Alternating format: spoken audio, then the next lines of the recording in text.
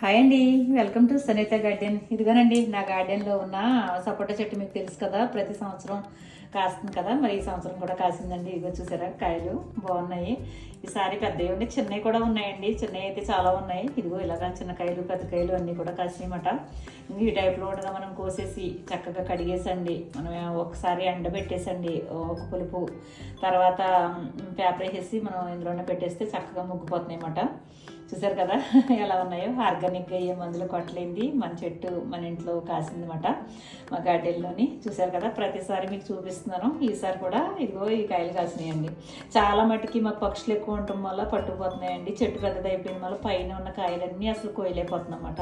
కోస్తుంటే కిందకి పడిపోయి అలా పగిలిపోయి చాలా మటుకి సగం పైగానే 3 వంతులు పోతున్నాయండి. ఒక వంతు మాత్రమే మాకు దొక్కుతున్నాయి. ఈసారి చూసారు కదా, ఇదిగో చూసి మీరు కూడా ఆనందిస్తారని వీడియో తీసాను అనమాట. చూసి మీరు కూడా ఆనందించండి. ఉంటాను. బాయ్ అండి.